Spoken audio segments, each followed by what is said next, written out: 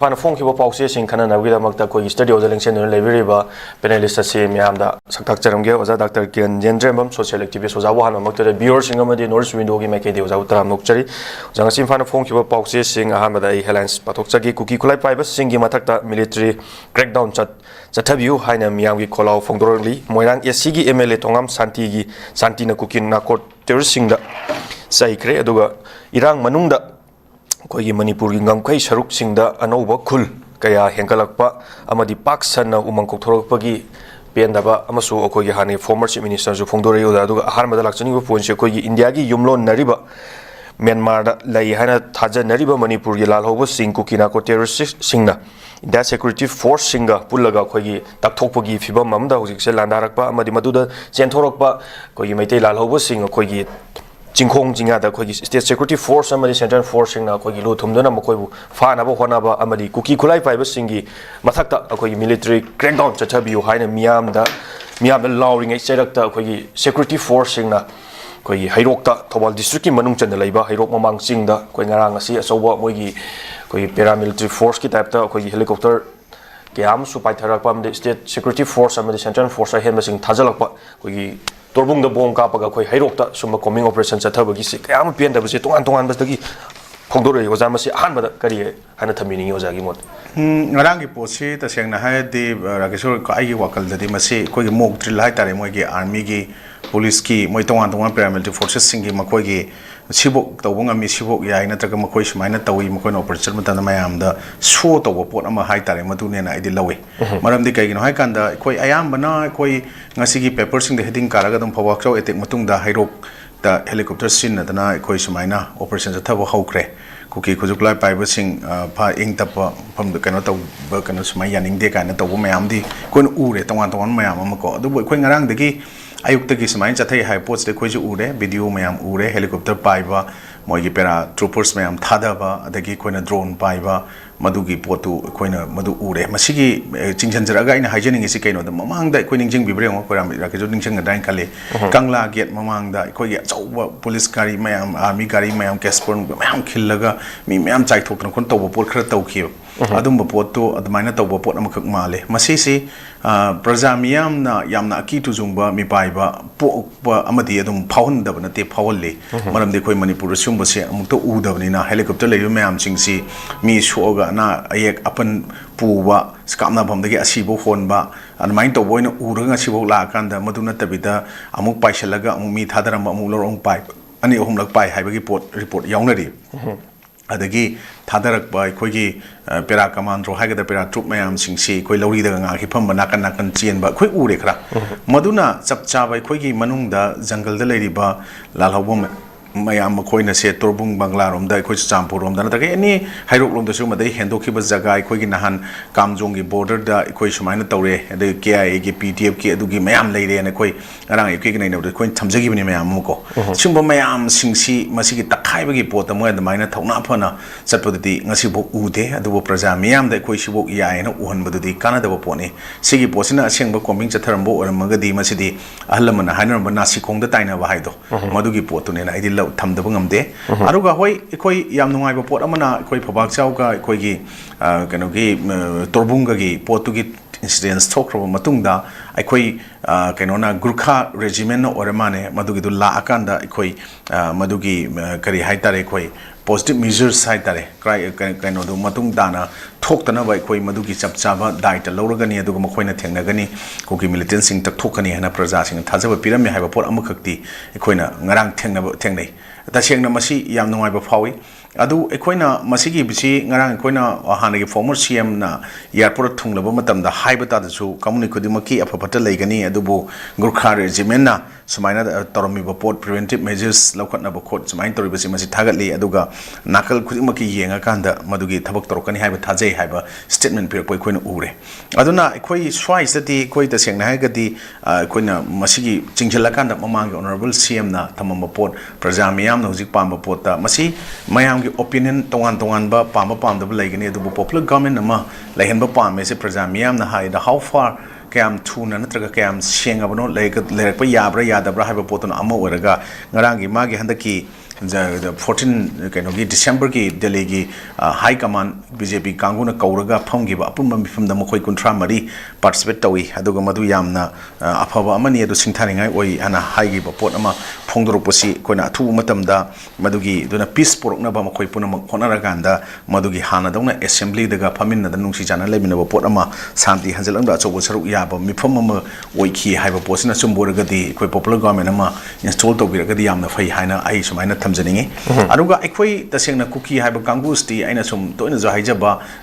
they can be termed as a habitual liars or parasites makhoi yamna parasitic illness makhoi admaina hojiki terrorist kangu sing narco terrorist sing adu illegal immigrants sangjalaga swai the phama chala hipa chale tawsalaga ngasi di mayam manipur gi praja miyam gi sakthum adu manipur praja miyam da peace Thugaidi administration failure oheliba pot mayam singse aduna masi koina thaina koi anoba BNS lating idagi horsu even IP should your section mayam have the criminal conspiracy and waking war gida kogi section 120B 121 121A gasi palaga hype tare makoi sing asi book to phaba thoina ude aduga makoi da criminal intimidation sapsana kaino leire khamune 504 506 panba yayana adum ai thamjaninge aduga even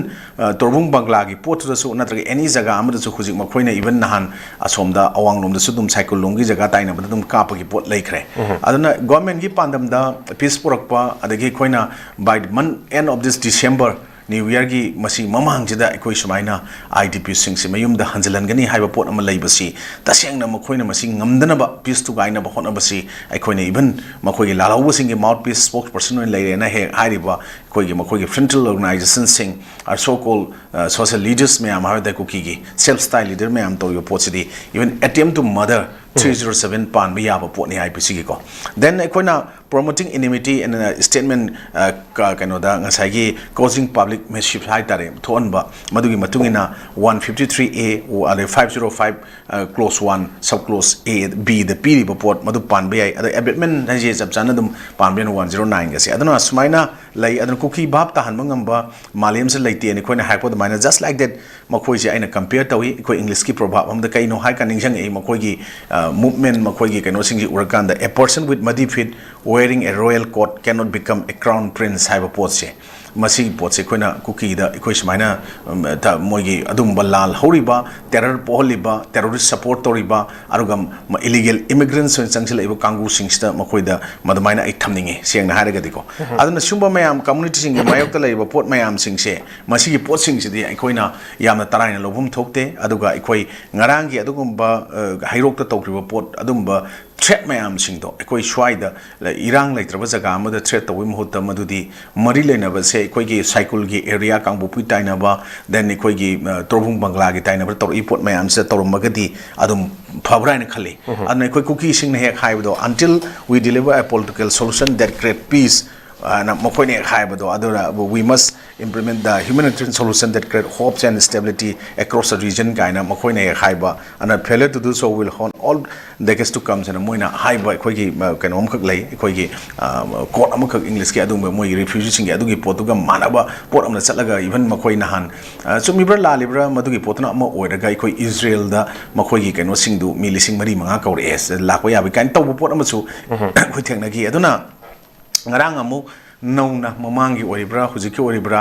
ekoi gi social media gi platforms ji koni yam kiningai di oiba pot ama oi adubu authenticate oiba na oido wafum na te adubu video ama semjalak podudi AI gi na taba pot di ekoi english ki USA gi nupa amane na hai masak maming tak thokte masak ti ui ko aduna ekoi nongmai baba sophisticated weapon nama ekoi India gi taba nongmai foreign gi keno do pairaga ekoi ungdana leidana tawna da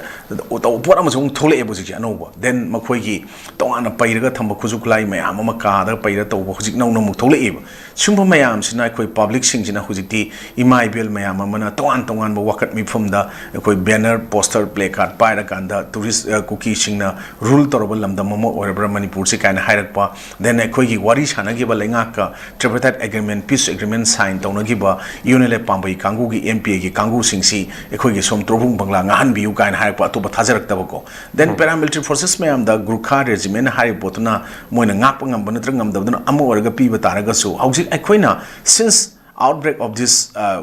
tension or conflict masigi pochi issue ji tholokpagi ek horokpo numit taina ngasi fawda Central Paramilitary Forces singi manungda the only the CRPF aib tare CRPF na jiri da koki militant tara inthugi base hat ke base masina tana ekoi udri ba chengna haragade atopo singina yam thamoi chengna to base adana ekoi loinamak ekoi gi terrorist ka compromise tawni haiba rule laite law laite makoi surrender torok yai surrender tawuda kaishu madu mi ma hat si haiba nate but surrender tawdun leibo kangu singsti makoi adu tina highly sophisticated weapon mayam ma paina ba aruga maliam da masak khanga ba aruga maliam gi adugumba mayam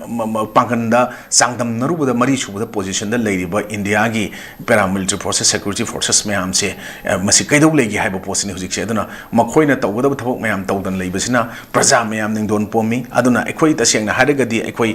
lenga ekoi last 75-76 years India da merged over matungda ekoi lengak piriba mayam singsi asoiba mayam do haujiki present lengak da amadi hujiki pariba singda nanba tarakpa nandharpa ningairakpa ne lowe anu sigi mayam se ekoi da sengna ri ngak thokmina se haiba taragadi ekoi gi praja mayam gi muhut oiriba pot mayam makoi humpu se sisina da sengna ri pukchel khochen tinana makoi gi oiba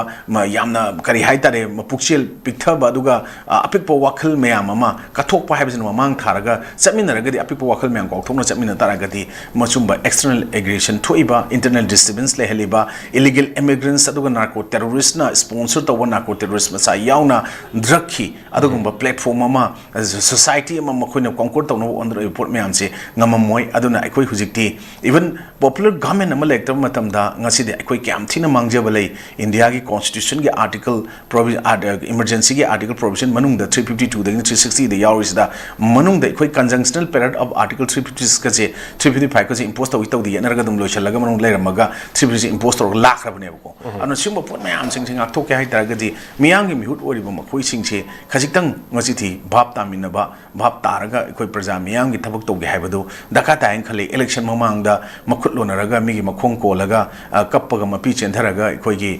vote ka han biu miyang gi seba tokje ge hairaga ngasi kagra matung dana sumba conflict crisis aso tholko matamda moi gi matam ne khoi matam ne madu nate madu ne taina bagi matam nate sengna haragadi makhoina any makhoi matam oigera mi matam ne tholam boigera amoigera mayam singsi ekhoi kamaina masigi protection kamaina safeguard to sige aru ekhoi constitutional safeguard protection kamaina citizen sings de ekhoi article 14 right to life ari article 19 right to freedom article 21 mayam singsi kamaina enjoy to honjike have pochi wakal khandadana even assembly da masak udaba assembly da maning phamaga uiba assembly da wang amata hamdam hangbang amdaba then assembly da pukhal aga lewa kyona khanaba mayam dana adum objection tawnu khonaba amadugi mari duroi tawnu khonaba mayam singshina thogla abanina ekoi ta sengna haragadi miyam gi mihut oibasi karbar tawba ekoi khongba lupan kholaga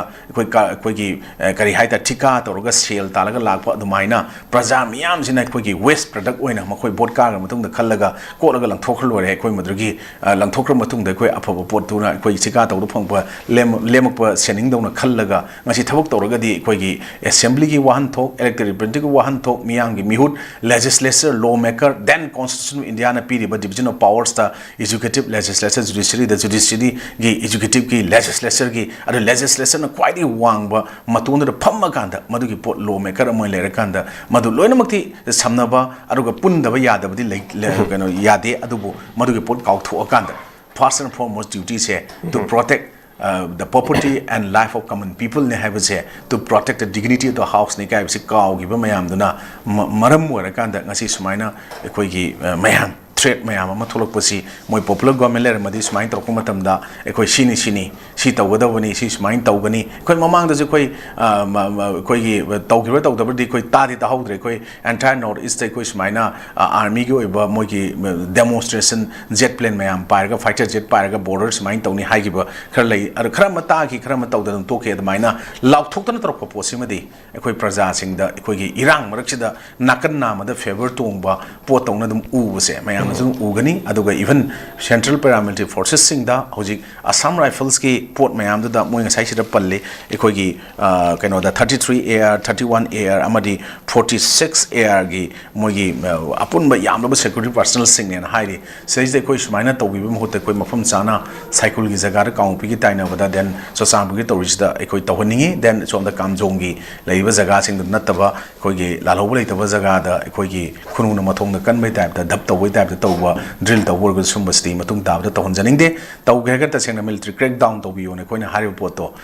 any pot ta jati bichati na traga any si gi magi ai gi yeng dana tawbung amagna tawbiro madudi moi hauna sani lalobo ma leragadi koi gi lalobo dun sibai gi against tawba sibai na lalobo phana ba hana ta na ba hauna sa one thengra ga lai ko arubu ngamthokna ba ngamagna ngamthokna biro ngamoidro gna smaina koi sum mapana gi external aggression tholiba mapana gi thomjlaiba so called terrorist mayam ma drug mafia cartel mayam na laiba kangkong jahan bada tasengna mighty haliba se tasengna amubu kali maitari ba se Indian security forces sing na kachu tongam dan laiba swai valley manungda photo ka pa check to buduna yaroi adugi mafam da chapchana nomai norga nomai kapnaro la jet plane season nagera helicopter sin nagera atopa highly sophisticated weapon sin nagera sinaga kapna biro dap nung toroga leibudu koi swai da prajana midnight aduga nasikong na chaina be poto pi one ham round smile luchan sik chaka chari oja han round duki matik merik chumna thambiri oja ngarang thokhiba koi gi hairok ta koi gi paramilitary force ki ahen ba security section thorang lokot khiba coming operation lokot khiba do koi public ta mi pai ba pokba amadi chathok khodokpada akiba pokpa du yamna mafam chadi amadi lan tawriba jaga irang kaliba koi cycle kambokpi chuchanpur rom area da tobiramagadi henasu phagani amadi praja da ju ayat apan piramoi haibaduni mafam chadi haibaduni yamta seno jan pibire base aduga ani subda laksin go poncho ja khogi matam sangna khoina changduna lai khuramba changba yarudraba mafam khogi thangjingi lai khuramba mafam asi matam kuina khoiramba phangdana lakhiba si yalani haibagi koi governor na warol na muthloi oja masi kadai bu thajaningai oibo ja bu wafam no haibado oja ani subada kari mothambini oja masigi matang je koi thangjing khubam si koi da seng haide masira cross yung je laga la ko si amuk loktha amuk yungjan adum toroga la eko adubu koina ta seng na di sajibuk thangjing khoram bagi pochigi matang da ekoi ta seng na hare gadi handak governor na masi si mapum phana pangtholagani hare pochi ekoi amachoba question ama oiraga lei aduga masi si reality asengdo ontopang ngamgaduribra haiba wahang amani tasengna mitei furu mitei ka kano ekoi gi oina di tasengna laishembaga mari lainana hai tare ekoi gi tasengna haragadi maigai ngakpa ekoi gi layam singi manungda hai tare masigi pochi khwaidagi maroiba lai amo oina oibadana tana ekoi gi santhong maigai gi ngakpa aduga ibutong moirang thangjing khoire lai haina ju khangna ba laifam amani masigi mafam sing si koi ngasi fawda ekoi sumaina lai khurumba phangdana lakwa pochi ekoi tasengna haragadi handak sumaina phangalani haibasina thabak to onthopigadi yam pai adubu aikoina usi governor na haiba wa si aikoina dasengna hiktok natraga masi thajadabana mamang chingbagi negative comment hana pibi wafam nate akoi union home minister Amit Shah na national highway si akoi mamangi tha ke ang mamang dagi akoi sumaina chalhallagani haiba pot ngamdan dum lai then hojik buffer zone akoi dum buffer zone si kanana thambano laibra laitabra ne akoi ki civil society organization ko komina mana hojik hangaga mayam torgo su pakhum phangdan lai laitabadi nate masi laibga sapmanare aduna tasengna haragadi aikogi iramdamsde aikogi refugee go oibaga manarakpa pangkak oirakpa aduga tasengna haragadi aikoi haujiksu aikoi sumba lifefam lensi aikoi hujik mai pakna maji changjelaga khuramba yagadru yarodobra aduga common people civilian mayam heng chapramandamda masi asok apana sina yarogana masi governor daita pugudru ha pot amani even makoi yaroga chatkadru ibra ha pot question amakak lei aduna aikoi swaida aikogi sumba kaithariba mayam singse aikoi masigi potsi yamna thajabadi wale haibajigi chapchabe example mai pijage delhi gi kotumina dagi ikoi gi peace puraga paujel puraga lakhiba malem thongam gi khongchet aikoi senapati phok yoshalaga senapati de kaungpilansen ba yaroi haina tongan ba kuki gi even committees on tribal unity kotu ade ama mayamna thing khotan tawbudagi even madu casper gari da lakhibane na tai karamba gai lakhibno khangde ikoi sumaina chekmai bok thilaga ngarang imphal yoshalakre message da nakalen mangni khoni yengba yarise akoi amoina thingba potu namkhairaga army na porak porjo thilagadi lakre highway je fauraga ko aro peace ki khongset porak pada ayakhai ba thingai ba pi ba je peace pam da posi kanano haibje swaida mayek senge then amuk ekoina buffer zone laibudu still na khoi gi buffer zone du respect to haina ulibra akoi lambi da ma porak pangam dana gari da hapuga porak po iba taragadi masigi pot phongna lakpangam gidrip se haiba question ama aro tagri swaida ekoina divide and rule policy hek haiba kitchen politics yamna thaja da dirty politics mayam ama manung da dum sanaraga leibra haiba gi pot mayam ama swai de koina hujik hek kaino da ningjang gi swai da ne maram ni kaino da akoi masigi kaino da ningjang je matam da ngasi da gina akoi na han kaino da numit manga truk ni hapta am ki ti fare ko sigi ma hapta kitang hela bra sai de kogi manglem kip gen ko ba akoi gi chip of Khoripop village koigi kaino ki maduna resettlement na peace oigadaba mande maramdi khanari ani wari sanadri aruga yumda sangning bage dum maitai singi kango ITB singna sangjabani kana haiba pot statement ama thokra matung dane ba koi hauji torbungi kaino gi thola iba pot mayam ama thola ise then malem thongang gi lakpa yahan gi daba pot swai de thola ise aduna swai da koina hujiki thangjing khubungi madugi potu da yungchaliba cross lo thoga koi sajibuk thangjing khuram basi koi gi maitai gi amna koi maitai lining gi inu ji hanjaba da mu leishem baga mari leina ba koi gi maigai ngak pa lai singi manungda koi khwai digi maru oiba lai mo oiba da natana koi gi santhong maigai gi jaseng nang ngakpa ibuthong marjing thangjing khore lai hena khangari bo mphum khurum bachat pasi yahalani haibasi yagani yaroi khangbangam de government gi oiba wafam sing thamakoi statement mayam si media da electronic media print media na ta twitter kare phaja phaja mayam thoga su reality the ground reality the yeng matam de pra holo oi ba pot ama oi aduna masidi koi kabui karuni sing chokpa maning ma hotong bo kan om da utong sokoi phema ta na ga lei koi keno se aina ai sumain thamjanangi aduna koki gi jo organization sing na claim tori ba koi gi tasengna highway se koi accessible ohengadabani community da without fear and high basi koire koi mayam taraga lai se ngamdana lakpani na just koi gi jaga du da koi thangjing gi area du da yamna kanba koki gi khul mayam ama haide irang kanba jaga su oiri ba pot ama leibani na ko koi even madri kapak tana koi mamang da koi moirang gi ha na gi former CM gi mayum da arang ma pham nupa ma bom na pala sigri ni ko sigi pot ma koi nga si ningchang bi ai aduna maitai si anti national amani haina monitor separatist ni ana mokoina government of India da impress tawnaba against the maitai honoriba mayam singse mai paktana mayam la abanina sumba jaga se mokoina mu kano da khanaraga hauraga maitai singsi amna wild oiba nature unaba adum honorak da maitai singna father ga lakibdana upai leraktabane then government of India hoji aduga mokoina please tawno honori pon moina ju khangba hore then adu tagade khoi gi maitai gi di khoi gi cha gi ITBs mayam hanjana ba honori adudi mokhoi gi kuki gi kangu sing du di kari gi mokhoi gi kuki gi families mayam do mokhoi ITBs mayam do mokhoi gi mayum mayum da kari gi hanjalandri no singi jaga da maitai changa occupy to busung manate babordon la habja acho wahang amu oye ko adana ra ge khoi gi choice da khoi yam khan ningai obisi khoi gi yamna dangerous oiba self defeating strategy hai tare moi gi kuki lenen tale posidi kaidong moi da mong phang no do pot amane na I thamjaninge adana khoi gi safeguarding Manipur's unity adage restoring peace and ensuring justice secure future every community of the state da khoi haujik sumaina khoi gi masigi potsi henna masigi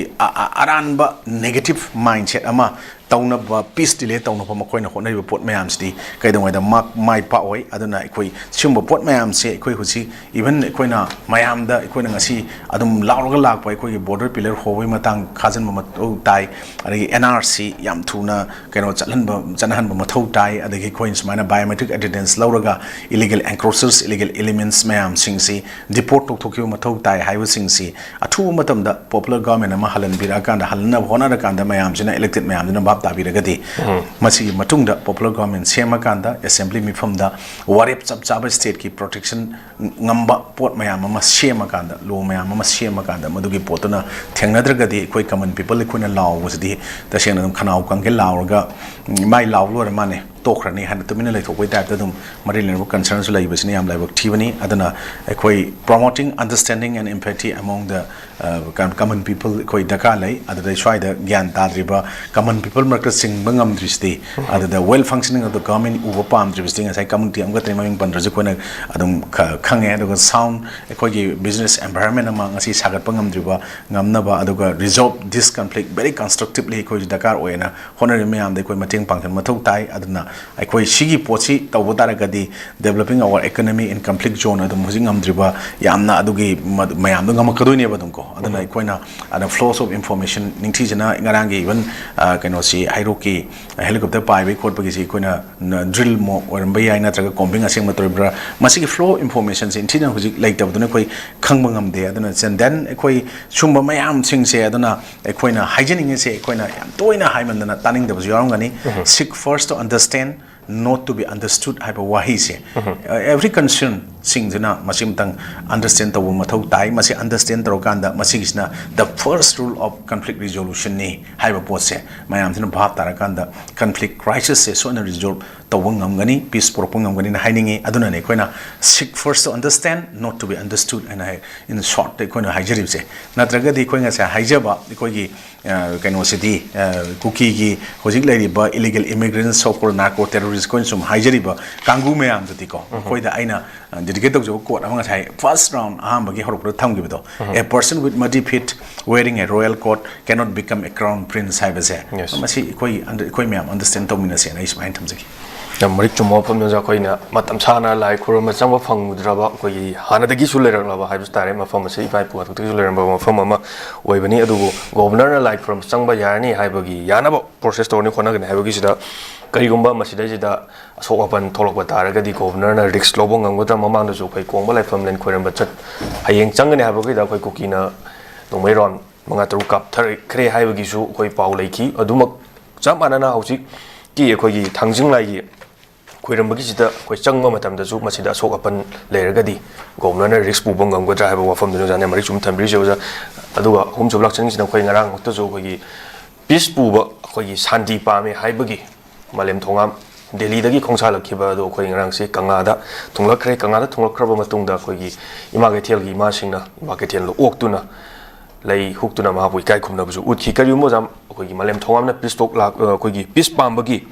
Second Toroga Delhi to Infan, Manipur Tamna, Kongsala Kibazida, Kariguma Masada, Ayat Apan, Yolo Krobo, came the later Fan Yorokro Matungsida Kogi, Cookie Saitagisu,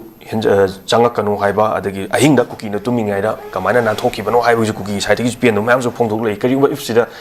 a so upon no Aitaba, Tombataraga, the Masigi responsibilities, a canana, Pubigada, Amadi, Malem Tongamna, so Hanbo, Ogatabasu Mali, Matanda, Mako, Sakalda. Fan tam dan Delhi dagi lak pase atopa tongan tongan ba leiba khoi gi CSO sing tongan tongan ba sing ting si pho khoi la la chat pating amji but malem thongam ding ngarang si khoi Delhi dagi peace pu ba santi pu ba cycle thoro lakhi ba do infan yor khre kanga tam na do ojama si marak ta khoi asok pan thoning da ba thom ba tar ga di kana na responsibility lobi ga da no soi ngam yaw dana imalebak Kanga yor Kibazimadi, Aduki Haroning, Taganingani have a punto Leosam Sikari Motamini. I quite delete Infal Man Laki, Conchese, a quite Taniga, Mitrat and the Infal Yoni. I got one more from Sing that one to one police station, Natraga Mokogi, civil society, Natraga individuals, Mayamona, Mabu Mating Pangrakimana Matamatangi, update Tropiam no Iba Falki, Aduman, Mau Yorogani, and Koi Fefimalan to the Habamatam Duda. Koi Shumaina, Mau get Yorgani, have Mau get the Ulaki, Aduga Ulako Matamduda, Quina Kale, Atai Asang Mayam Singudi, Kogi Maliam with Santi Bobo, Conchetta, Cycle Madalak, Potoda, Kanagumba, Hiram Matada, Madugi Modi Yankilakpa, Yakaiting, I better way have a situm Tazabatame, Madam Dika, Hakana Kolosi, strictly the Polotoba, the state Mayam, or Manipur Yorogadi, Koi Rulo Losi, is lately Tabadona woman, but then I'm a key to Zumbamati, Koi is a filter of the Vanati. Adu Mio. Amoina Maki Pandam, Mana Kalibu Kalon Singdu,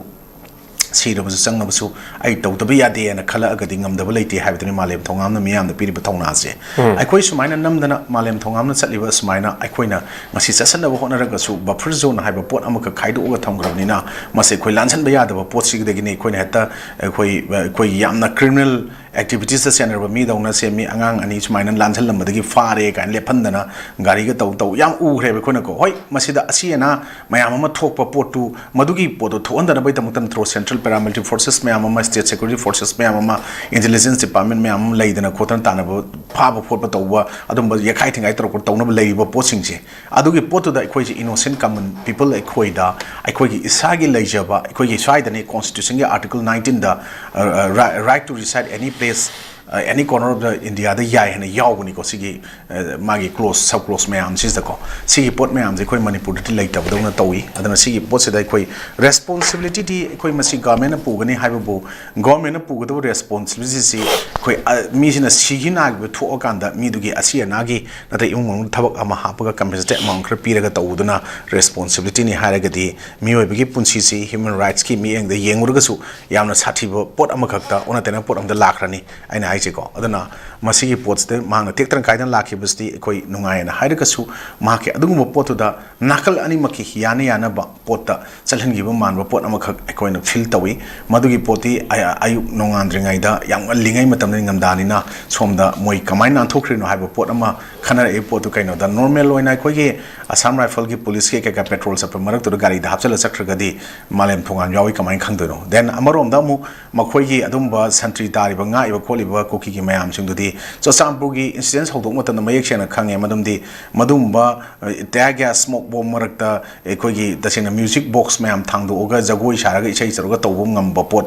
kangu phru am oi ki ba khoina ubuda maduna ni shanung sha wy kaina haibra kaino adum mayam chasallaga tasengna haigadi number 4 ereni koket mayam chasallaga hai tare mari lena ba nisha mayam ma hai tare wakal da aki tu jung fair pok da ba nisha mayam chasallaga tawring hai da taseng nan thoki boiram basu yai aduna taseng nan thokera nan tho oigera aruga madu hide and seek sana bana te ke kulo pi sana bana te phong na la aga ise chalani harga chat pingam budugi thongna amadi aikoi kai kumna ba chelu tumadi koi malem thongam da thani ga numit trat ni da ngasi sumaina kangla yoroki ba pot yam nungai aruga tongan ba mangna thena gi struggle mayam ama mamang da koi thena gi da bana te malem thongam se police na phagre du tawgre da taw yam koi thena gi ba ko arubu swais da ningsang ni Nelson Mandela na haram pot amaka aikoi ta seng na harga di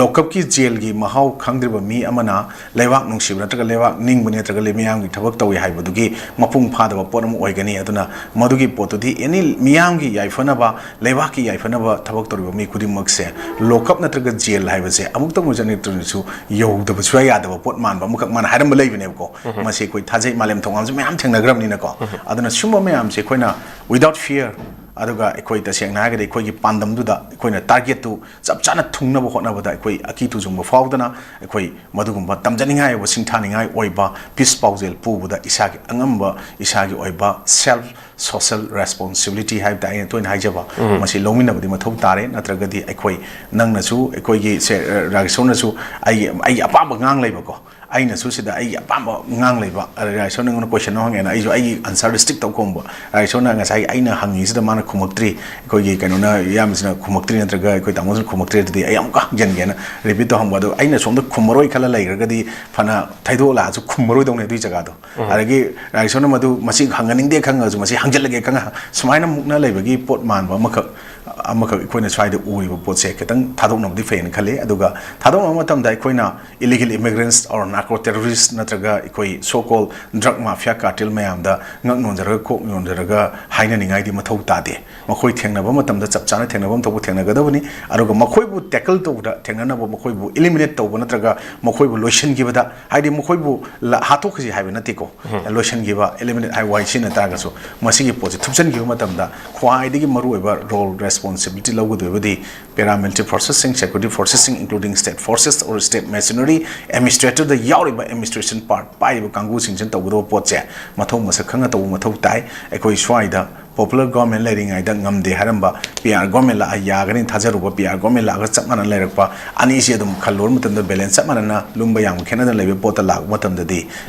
citizen as a citizen of the country, as a citizen of India, as a common people of Manipur, Equina constitution. Aru India ki chaliba democracy masigi pots yamna phagi tabo pot amadona miyamna ngangnariba miyamna uriba pots de magi ladiba manungi phajaba article section mayam singsti just lighting you orabra aduna that all that glitters is not gold haiba poto adom da taraga satki gani aduna ekoidi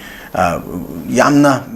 wakhal nungai taba ningdon pongudaba miyam gi thamoi shokadaba pot mayam ama mari lenaba concern singna section da ki thoiba pot mayam je thon biganu section na ekoi hingminaba section na firep lominaba aduga ekoi amana amada thajaba thamakanda ekoi amana ngang khra danaraga ekoi he hainaba waiku culture crepe culture sat palamda mamu oi manipur hai potu kauk thu gan gi banaba honaba da ekoi jasoba thaudang laurakanda ekoi sumba pisan jalakpada malem thongangumba yamna young and energetic transgender amana ngasi sumaina toriba potche masi ekhoina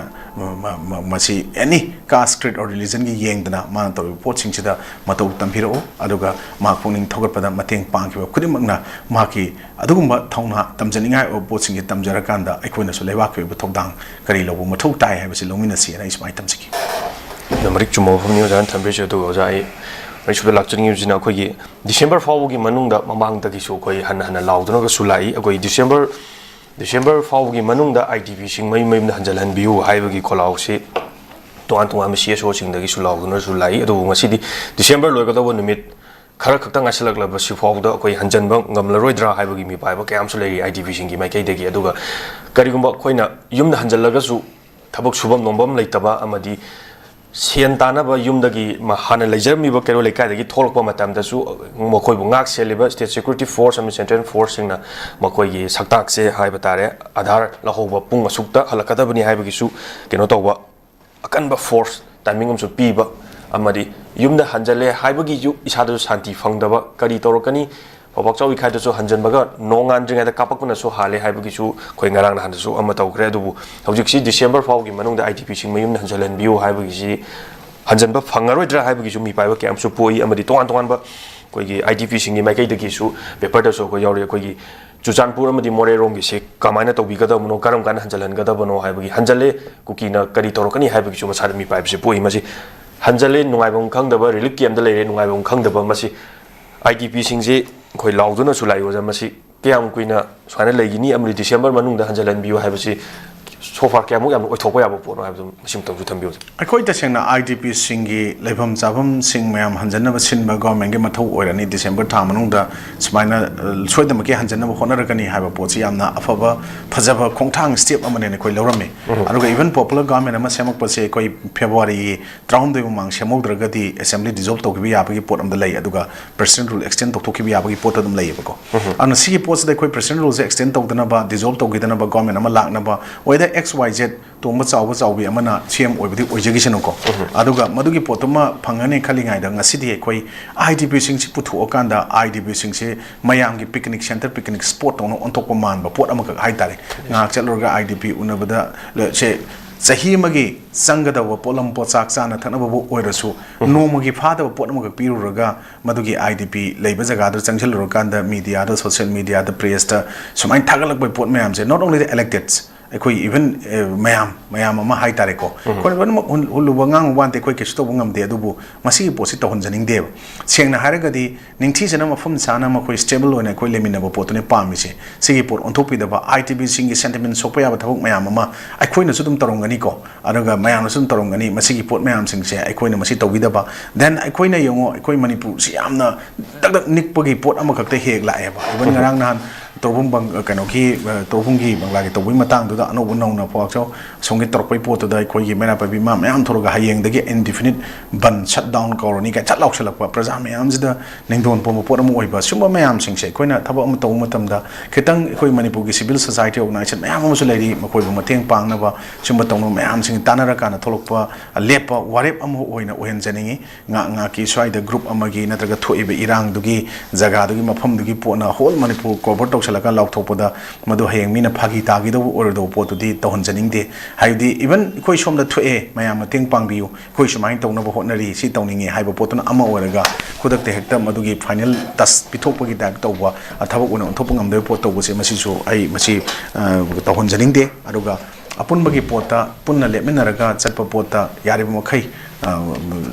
koi se extend to mina ba hai tari khut se tingthok mina ba madu daka oi natana magi jaga sokpani ai jaga sokte ai yaw thsu ai haiba pochina mamang tharaga laigiba taragadi IDP singi sep return se kedong wedo oiroi ai koi praja miyamna su koi taseng na haragadi IDP singi hujik normalcy normal life pro na hona bada ngasi thammi ba yengi ba miyeng pandam chamana na government na to budraga su koi na kai to bo ya dege kai to sige hana khanba mayamam di laita banate IDP singi dana tana ngasi de koi Manipur praja miyam si COVID-19 gi issue dagi hauraga ngasi de amuk conflict crisis 2023 ke me home de hori besina maram warakanda subam nobam nadaga magi business establishment everything loimak fail oisale maram maduna even ngarang na han gi lok adalate yang bio koi ki NPA ta ba business ki paisa mayam ama madugi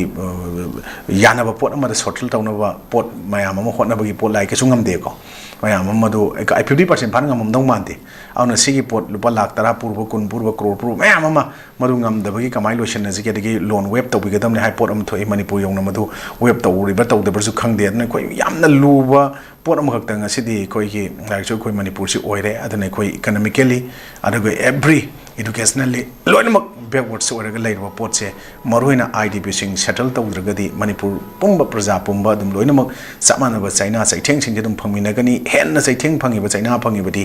idp sing he kauthopi gano dana idp sing se just mayamgi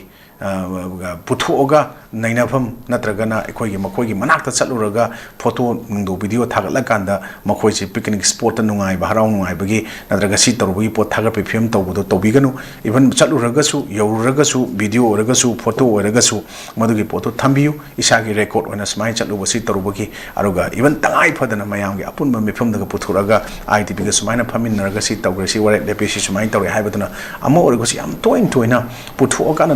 नैनरगा लेबा पोतसिदी मरी लेनब concern सिंगनसु मयामना दुम Pangi मतेंगसे पांगजनी एखोना तौग्रसुना लेथोपगी pot अमा मदुनसु ओहेलबरा हाइबगी pot अमखक लाइ अदना मरी लेनब concern authority दा ITP सिंग करिगी दमक्ता मखोगी pot ngasi karigi मखोगी right मांगहली मखोई फंगनगदौनी हाना तक्सनबदु ओइना मदु picnic spot सारगा चलिबा तौबगी मोंगदो ओंथोकना बखोनरि मयामदना मरी लेनब concern authority तखाइबदु ओइना मतेंग पांगबियु ITP मनाक चलकांदा आईटीपी की मिंगचथिनबा आईटीपी सिबु फोंगना खोंगोइनबगी मोंगदा तौबगी मोंगदा ओइ तारकदब ओइरगदी मदु थादोकमिना होबने हेना फगनेना आई सुमाइन थमजगे तगचरी ओजा आईटीपी सिंगे मफमदा कोई picnic spot ओइना उबिदबा अमदि मतेंग Pange हाइबगी Ming ओइना proof evidence social media da thado pidana ba record oina thambi hoba amadi idp sing mai hanjanjige koi santi leiroi amadi koi february da PR je mo extend toba or tawdaba haibasi akoi leiba public sing ju makhayam na poli masi pumna gyan damina ba haibtani ozan thambi adu ai aroi bada ozada laksing point je koi manipur da हानगी मतौगुमना नुंसिनना लमिननाबा अदो हलगनी हाइना हानगी chief minister Nongthombam बिरेना फोंदोखरे दिल्लीदा पांथोखिबा मिफम अदुदा बीजेपी गे लेजिस्लेटर अहुम नतना अतैदि पुन्ना सरुक याकी फमखिबा मिफम अदु पॉजिटिव ओइबगी लोइनना असेंबली अमुक हन्ना हिंगत हन्दुना लमदम असि हानगी मतौगुमना कोइ कैनो पोरani कोइ शांति लानी हाइबगी नुंसिनबा अमदि शांति पोरकनबा होनरी अथुबदुस लानी हाइबगी फम हाइदिओजा मसि ममा ममांगदा जो कोइ क्याम सो कोइ लाउनो लाखरे कोइ हौगिबा सेप्टेम्बर दा कोइ इंडिया लेंगा सिगी हेड ओइबिरि बाय तारे नरेंद्र मोदी लामे ngarang nahan maktazu koi president laame मोखोय लाकपदा कै अवनमदि पोरानी अवनबमदि पोरानी हाइरमी अदुबु प्रेसिडेंट हनगरो मतुंगदा अखोई लमदमजिगी मपी इम्पा ओरिबा इलेक्टेड मेंबर्स इन दिल्ली दा कोक्सनदोन अखोई मिफम फमरे थोलकपदा शांति पोरानी अनोव लेंगा पोरानी हाना सो कोई एक्सपेक्ट तौरिबा अदुबु नखोई हाना नुसिना रुक्सो हाइबगी अमसु लेरि अजमसि खलुबना म ओइरपना अमा हाइबगी फिबमदा सुम लाई अनोबम लाकनी अवनबम पोरानी हेक हाइबगुम्बा मसि लोसलकदो जमसि करी हाना थंबिबा याय अमदि खोइ हानगी फॉर्मर चीफ मिनिस्टर नुथुमम बिरेना फोंदोखिबा असि कदाय फावबु चुम गदबनो हाइबदो अरोइबन थंबियो खोइ तसेंगना हानगी फॉर्मर सीएम थमे वाफम सिंगसि कोइना कदाय फाव चुमगनो नो हाइबसि ममांग हनगा खेनाबम खतंदि कोइना ओइ ममांग ले खोइ कुकी गी एमएलए सिंग इलेक्टेड सिंग मिनिस्टर ओरम सिंगसिना एन बिरेन यावरगदि कोइ सरकार सेमोय वारी सानरोय फमिनरोय हाना सिकांग खांगा लाके पोतो हनगी पोतदि आइना उबदा निमसा कुबजेन उरे अदगी हानगी फॉर्मर डीजीपी उरे मोय खरा उरे मोय मरी उरे को अदुना मसिगी पोसेदा खोइगी तसेंगना हारगदि लोगी मतुंगिना ngasi elected cookie swing na tali bu demand sing de ainga sai makong na masai makong thang yang janjabani haina ainga sai wafam ma hogi bodo makhoi gi protest sidi ta sing haidi masana masagi protest to masi oyo do protest samada khong thang janbani haijabani ko aina haijari se aduna sigi potu da koi ta sing haragadi madu chumba ma ngasi di la abra haibadani maram de koina ngasai gi seek first to understand not to be understood to madu gi potu cookie da koina sum haiba se khara makai di tara abra haina pot amka koina masai de koi thamjaninge adana maramdi koi tasengna haragadi koi gi resettlement na peace propanga moi haramba pot ngasi de koi tasengna haragadi resettlement sina orak pa yabagi masi ahambagi khongthang ama orak na bapota ngasi de even gurkha regiment na thama ibo wafam ekoi sum yeng bani ko sigi process maina duga ekoi anoba ngarangi sumaina phamina badudadi admaina moi kuki kangu yaura abani na haib tare masigi pose ekoi tasengna haragadi kitang khena ba madi lakada na khalli aduga makoi gi government semantra ga semdabagi potu di ekoina madu ekoina urubungamdre maramdi kaino da ekoina ji haijari ba ekoi tasengna haragadi February gi tarik trom do ji mamang da government semdragadi adum di job tawki ba yabagi ar personal election to legi ba kam chahi kya laidunu khangda pota lakrani to ni samay election mai pani pa oi khang ponte but adu boy koine hajara lakpa double engine government da engine macha northern state ki border state amu oina leiba Manipur da ekoi ahamba BJP sarkar kamai semaki mioi anika karaga dum semki mathang do absolute majority phangi adudi lakada election sing da mayam political party ki differences yengudana makoi ki BJP is one of the most powerful political party in India dum oire haiba yari bani hoji India lenga India yamaru ba role ma BJP na lawri dana ko maru post me am pai aduna ekoi taseng na haragadi impossible haiba pochi moi BJP kano da yaudi adu kari in Manipur conflict kuki maitai crisis na uhliba but crisis aseng ba conflicts ti makoi ki kuki ki umbrella to paga for a better bargaining political power Season na nabi ano kuki aba umbrella se tupaga against the Union Government of India ado state government ki mathakta hauriba makoi ki lan se masai se taseng na kari ki ngasi impossible ki type ta thammi bano ara impossible hai je koina dictionary I am possible hai bani tongwa I sa to pau I am possible hai bani kain mayam zum hai ne na ko ara maina ingong ngam ba post kari ki ngasi BJP na tawdri bano hai bi so question se ekoi shwai de lai aduna ngasai gi ekoi ge self defeating strategy and ina hai ba cookie lens a dangerous self-defeating strategy ni makoi cookie ki haiba potse tarak haiba se mayek cheng na aikoi ki potse manglan mamphong na roi aikoi ki Jalengam project ana makoi na tarmi ba pot haib tare ko Jalengam project tu da makoi na khalemi ba pot sing si taseng na hare gadi mai pa aroi Jalengam project manung da koi ki Myanmar dagi khara adagi koi taseng na hare gadi taseng na Mizoram dagi khara Bangladesh dagi khara Northern part lokchala kana moina cookie jogi oiba moi independent country ma state ama siam na bhona ram Banglan de oiro India gi makha da leba Indian constitution gi madugi manung de yaude khoi khoi separate territory ma legislative power moina pi wa report the territory ma khai do khot padu di magi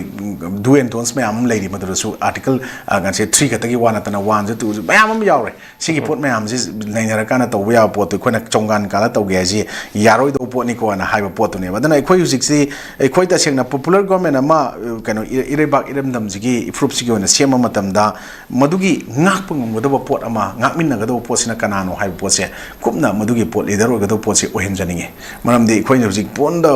kano da ro kanda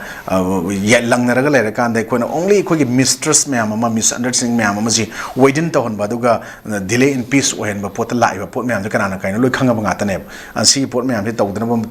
taw fai adana for safeguarding Manipur unity saying as a restoration of peace and ensuring justice for common people and for future for every community of the state madugi ngamgadaba miyeng de yengba ngamgadaba mising oiba fai aduna masigi pot halakani hanamana law thamiba wafum sing asi thabakta pangthopa ngambu oisan ona koidi popular government ama lehenbadi pambani ne koi smai thamjangi aduna ekhoigi any pot oigera leader ama lebaki ona kathokpa ngamba ekhoigi ngakpa ngamgadaba mi amadi mathau tai ane ngai mamang da haijabado tomba chawbi oiningwam oijasno but madugi pot da khoina kathokpa ngamama daka oi ngamoido pot oiragadi makoina pham konjal laiba mohta even huji February gi 3 sigi manungda moji government sem da yabi phim da la engkhalo ne ko February 13 sai bo kem sem da lairagadi aikoi taseng thugai ba sem ga tan resign to na tabo sem gi post resign to na tabo mogi MLA gi famdr gi loin mak khoi se resign to tho na to thoki bana bo hena leba miyam na singthana bo pot amasu oiganen khali natraga makhoi sum pham kolaga makhoi koi di MLA ni koi minister rombani adu rombani an leitho okanda praja miyam gi mikap miraw khol marak sida makhoi gi taseng na nausum tengthai sei oraga leibudu di ko kamung sum pham budu di hayeng makhoi imung manung da su madugi saruk yauri bani makoi society je hingma tamda magi lekai locality dagi magi thangna sing dagi magi district dagi state dagi state to myam country myam loin mak praja myam jigi samdarak pase ai imung dagi haudaga mathang expand toro potu madugi potu leitragadi itom da single loina maliams da leibe ya pot nate ado hingba ya pot nate habse kaukthok ta phai adana kari haib tare masigi pot sida madu kaudana handa government sembiragadi maisi party pu e de khangabane handa loina mako amaru ina pu ise karam community gi leadership pu e je khangdana even punna phamina ba yar e hare pochini ko ayam haningde adana even sikhang khangbe roi lo dadi aran bu khudi mak adum tasengna lo si chalona khoi mahum da chain thilro kana khoi bi dawai yam sathi ba khoi asangmam le da amu mar chain mai mahum da don nauring ka pu chain thilro gadi thilro ba ka bi mi ko dan tan mayam dang yom si idana ko kan bangam de dana da mai na khoi lo ha ji chap mane India gi constitution India lo che थिल्लुद्रगदि खना हुद्रगदि चिंथोपिन मी लेत्रगदि को अदम तुमिन अदम लेबा अरो हौरगदि चिंथोरगदि ngसाई खोगी सामथु फी मना जे तक पारगा खोगी हंदो मदम जरा जरा जरा फी मपाम लेरमदो lung own ओंथोगा पुराउन ओंथोगा हंदोकिबि याबा फिम मदमाइना लोजिसु मरी मरी चिंथोरगा मखोई फत्तबा अकाय मयाम थोला कांदा मदुन अदम मसाना थाक्सबा हाइगा लांगदा मसा थुजबे बियमदो ngasi अदम तारा इसिनी अदना ngसाई आइना हाइबा कुकीलैंड डिमांडिंग कुकीलैंड सिदा अदम ताजगे is a very dangerous and self-defeating strategy for those cookie terrorists or cookie ki umbrella to cookie community ni na hijaraga laiba mayam dugi oi adana madu hando akanda popular government ama sema kanda makhoi singse apunba manipur praja miyam gi mihut ni aikoi community gi politics to wasumde isa isa gi wakhal na chatpa sumde sharing caring aruga justice phangan bada liberty equality humanity justice and constitution na phangan bo hodai report da aikoi se legislator or ba law maker or ba khoi na kwai gi matun da phammaga lairibani ko aikoi ni ko law सेमिसे अरे खोना sample लो दुगी मतुंगिना enforcing agency तोंगा तोंगा म लेरगसु आई खोना कायराबा आई खोना लालाबा आई खोना same बाहाइद्राबा आई खोना मधु शासन ngमद्राबा आई खोना तौबो ngमद्राबा अदुदि आई खोगी weakness तो खलगा इकाय बखर खंगरगदि मधुगी पोतो फमद थादो हजपिगो अतोपा मधुबु ngमगदो मयाम मना नुम थोक्सरकचनी मधुना पाइजेजनी हाइब वफम से टू ऑल कंसर्न अदुगे स्पेशली खोगी so called elected representative who forget that the first and the foremost duty is to protect the dignity of the house saibase masi khangdru kangu sing dai smain thamjage na ismaina question saki mamang na koi hokiba koi delhi ta chalaga unaba matamda fall thar khidra su han thaki sidi tongan ba koi hanaga manada ba on ba khradi la ai habduni ozan thambiri se koi 14 da koi sorry koi 13 February foki manung da koi government asi nauna semhobu ngamda ba taraga di lai tokpe topi ba fulap lai ri ba hanagi MLA minister singju हाना खोगी former chief minister गुमना फम resign तौजरे हाइबगी तोखिबदुने हेना प्रजाना असेंग मनुशिरकवा थाजबदो लाकनी सिने अदुबु सेमबसु ngमोइदौदा फम सुम कोनजल लैबदुदि हेना वारिजिगी मथकते हेना पुनम वागनी हाइबदुनि लोसलगतो जानन तंबिरिसे थागचरी ओजा चिलम तम क्या खाइथोपिदुना ngasi नॉर्थ विंडोगी मॉर्निंग एनालिसिस असिबु मपुम फामबिदमक्ता यंबिरिबु मैम पुनम पुसु अरोइबा मक्ता दाराक्सो थौदाम खुरमजरी हक्चांग फन थमगे हाइरबदी इरमदा मसिमक्तदा लैबा ख्वाइदगी फरबा हॉस्पिटल सिंगी मनुंगदा अमा ओइरिबा बबिना हॉस्पिटल लेजरी मफम असिदा थाजबा यारबा अमदी सेल यामना चंगदना स्पेशलिटी कुनहेनबदा अना लायेंगबगी खुदोंग चाबा पिजरी पेडियाट्रिक्स कार्डियोलॉजी कॉस्मेटिक सर्जरी अमदी स्पेशलिटी मखल मखा कयादा अखोगी स्पेशलिस्ट सिंगना मरिक चुमना थवाई हक्चांग याउना लायेंगजरी अदुना स्टेट वांगमदा अमु करिगी चटलुगनी अखोगी मणिपुरदसु होगिक्ति अवांग बथाकी हेल्थ केयर फंगलबदा मतम मांगन बिरगनु सेल हेन तिंगन बिरगनु अखोगी स्पेशलिस्ट सिंगदगी मालेमगी अफब थाकी लायेंग पताप युमफम ओइबा सर्विस लोबियु Babina hospital where hope meets compassion अकुप मरोल की दमक Babina hospital Sajiwa jail road खाबई सोई इंफाल ईस्ट लेंगसिन बिरउ नत्रगा अखोगी फोन नंबर 6909390666 ता कॉल तौबिरउ Class 12 अमसुंग ग्रेजुएट लोइरबा महिरोसिंगिदमक्ता जर्मनीदा हॉस्पिटल प्रोग्राम तंबा याबगे खुदोंग चाबा पिजरी हाइरिबा प्रोग्राम सिंग अजुदी अहानबदा अकाउंटेंसी हाइरिबा स्ट्रीम असिदा तमनबगिदमक्ता कॉमर्स बैकग्राउंड लेबगा लोइनना 60% फंगबा ओइगेदबनी अनिसुबदा होटल मैनेजमेंट हाइरिबा स्ट्रीम असिदा तमनबगिदमक्ता एनी स्ट्रीम दा 50% फंगबा ओइगेदबनी अहुमसुबदा इलेक्ट्रॉनिक इंजीनियरिंग हाइरिबा स्ट्रीम असिदा तमनबगिदमक्ता फिजिक्स केमिस्ट्री मैथ्स बैकग्राउंड लेबगा लोइनना 60% फंगबा ओइगेदबनी मरीसुबदा मेकाट्रॉनिक इंजीनियरिंग हाइरिबा स्ट्रीम असिदा तमनबगिदमक्ता फिजिक्स केमिस्ट्री मैथ्स बैकग्राउंड लेबगा लोइनना 60% फंगबा ओइगेदबनी मंगासुबदा कंस्ट्रक्शन इंजीनियरिंग हाइरिबा स्ट्रीम असिदा तमनबगिदमक्ता फिजिक्स केमिस्ट्री मैथ्स बैकग्राउंड लेबगा लोइनना 60% फंगबा ओइगेदबनी तरुकसुबदा ऑटोमेटिक मेकाट्रॉनिक इंजीनियरिंग हाइरिबा स्ट्रीम असिदा तमनबगिदमक्ता फिजिक्स केमिस्ट्री मैथ्स बैकग्राउंड लेबगा लोइनना 60% फंगबा ओइगेदबनी तरेचुबदा इलेक्ट्रिकल इंजीनियरिंग हाइरिबा स्ट्रीम असिदा तमनबगिदमक्ता फिजिक्स केमिस्ट्री मैथ्स बैकग्राउंड लेबगा लोइनना 60% फंगबा ओइगेदबनी निपानसुबदा medical technician radiology assistant MTRA तमनबगिदमक्ता एनी स्ट्रीम दा 50% फंगबा ओइगेदबनी मापन सुबदा मेडिकल असिस्टेंट अमसुंग तरा सुबदा नर्सिंग हारिबसिंग असि तमनबगिदमक्ता 12 नत्रगा ग्रेजुएट लोइरबसिंगना अप्लाई तौबा यागनी लोइनना हाइरिबा प्रोग्राम सिंग असि तंबा महिरोइसिंगना ꯊꯥꯒꯤ ꯑꯣꯏꯕ ꯁ꯭ꯇꯥꯏꯄꯦꯟ 1,100,000 1 lakh ꯐꯥꯎꯕ ꯆꯍꯤ 3 ꯐꯪꯒꯅꯤ ꯂꯣꯏꯅꯅ 100% job guarantee in Germany da oigani loinana 100% education loan su support tawjagani akupa marol gidamak 7005 063196 ta contact tawbirau Nurse singidamak achoba opportunity ama puduna lakchari madudi hauzik Malaysia na Indian nurse singi oiba khudong chaba pinabagidamak midyang changlakli VC nursing loiraba chahi 3 dagi tadana experience leiraba miyoi singna khudong chaba asi lobiho khudong chaba adudi thagi oiva salary 1 lakh overtime incentive free accommodation ticketing amasung long term visa asina chingba khudong chaba sing asi fangbigani akupa marol gidamak makada pisariba 7005273217 natraga 7005 063196 ta contact tawbirau natraga aikhogi office Northeast Window TV building hata New Chakun Road ta lengsenbirau